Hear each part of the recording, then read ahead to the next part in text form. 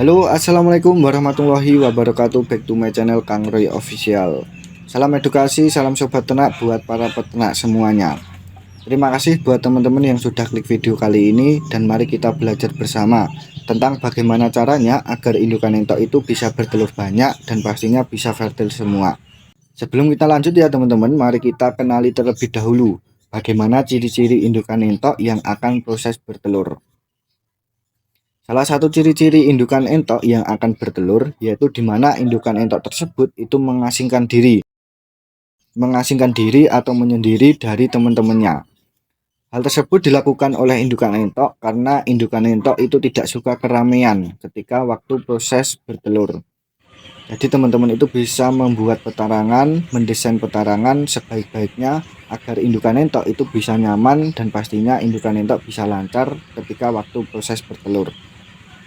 Dan ciri-ciri lainnya di mana terlihat besar pada bagian bawah ekor atau di bagian pantatnya teman-teman. Hal tersebut teman-teman bisa cek sendiri ketika bagian bawah ekor itu besar atau di pantatnya itu besar. Itu biasanya indukan entok sudah mulai bertelur atau sudah ada ukiran telur di sel telurnya. Jadi teman-teman bisa mengontrol ketika indukan entok itu menyendiri, indukan entok itu mencari petarangan, indukan entok itu sudah besar di bagian bawah ekornya, itu sudah dipastikan bahwa indukan tersebut itu akan melakukan proses bertelur. Jadi siap-siap ya teman-teman akan mendapatkan hasil panennya. Dan untuk selanjutnya teman-teman perlu kita ketahui untuk waktu indukan entok akan proses bertelur. Jadi untuk indukan entok proses bertelur itu biasanya habis subuh atau pagi hari. Berbeda dengan ayam, kalau ayam itu biasanya bertelur itu di waktu siang hari. Namun untuk entok sendiri itu proses bertelurnya di waktu habis subuh sampai pagi hari.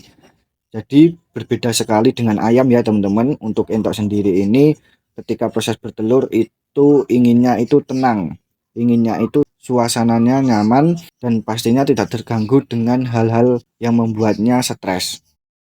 Dan buat teman-teman nih yang bertanya tentang bagaimana pemberian ampas tahu, apakah hal tersebut bisa menghambat indukan entok bertelur atau membuat indukan entok tidak bertelur. Jadi untuk pemberian racikan pakan ampas tahu sendiri menurut pendapat Kang Roy itu tidak akan menghambat indukan entok bertelur teman-teman.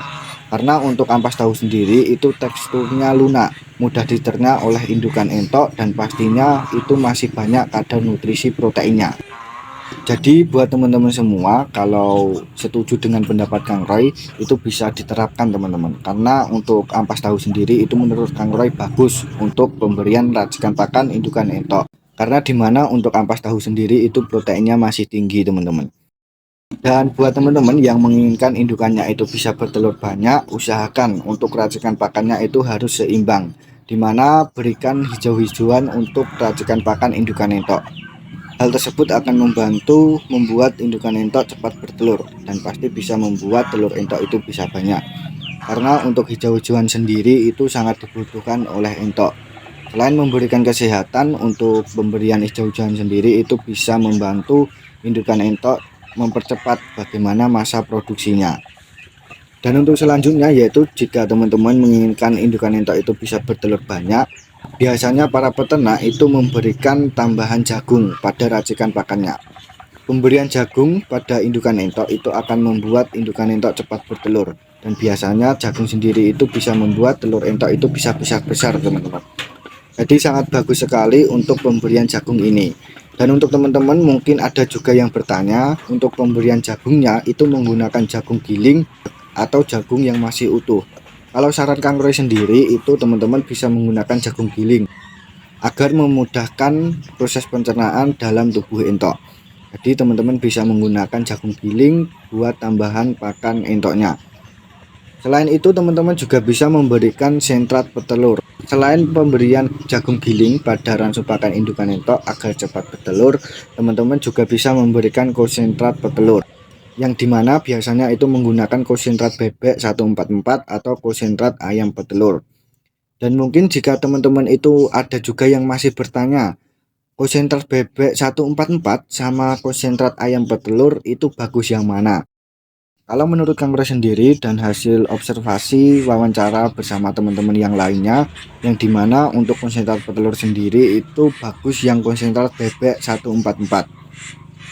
Karena konsentrat bebek 144 ini proteinnya lebih tinggi dibandingkan dengan konsentrat ayam petelur.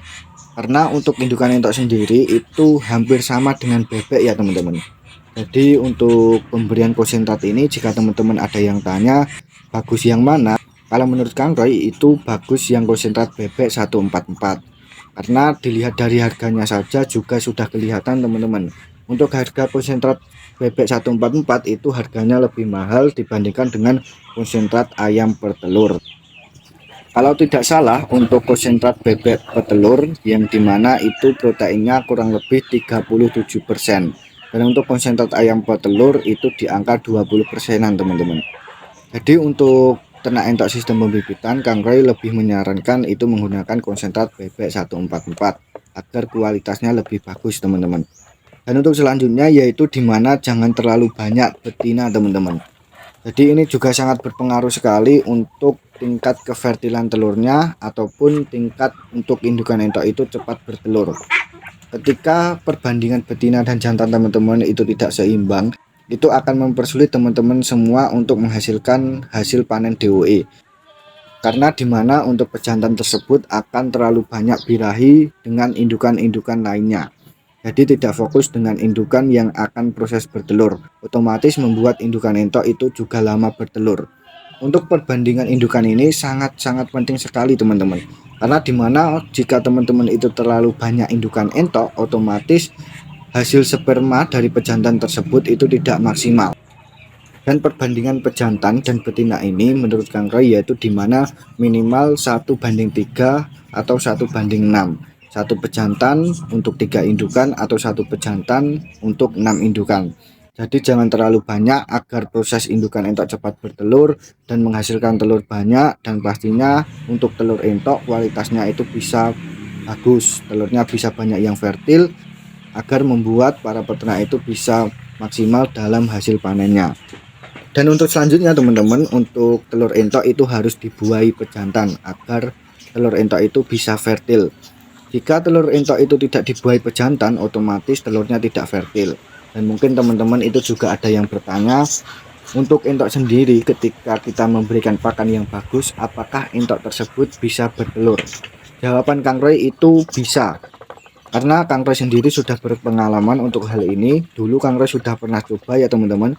Kang Roy coba box indukan entok, berikan pakan yang bagus, ternyata indukannya juga bertelur. Namun untuk fertil atau tidaknya, Kang Roy jawab tidak fertil karena tidak ada sperma yang masuk pada betina, dan untuk telurnya sendiri itu hanya bisa kita konsumsi, tidak akan bisa menetas atau menghasilkan DOE.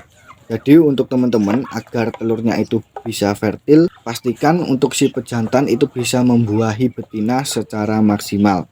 Karena untuk tingkat kefertilan telur entok itu tergantung si pejantannya teman-teman. Jika pejantannya itu tidak sempurna dalam memberikan sperma pada indukan entok, otomatis telur tersebut tidak fertil atau tidak sempurna, yang membuat telur tersebut tidak akan bisa menetas. Itu dia ya teman-teman, semoga bisa bermanfaat dan pastinya bisa membantu teman-teman semua. Pastikan buat teman-teman yang ingin bertanya silahkan ditulis di kolom komentar.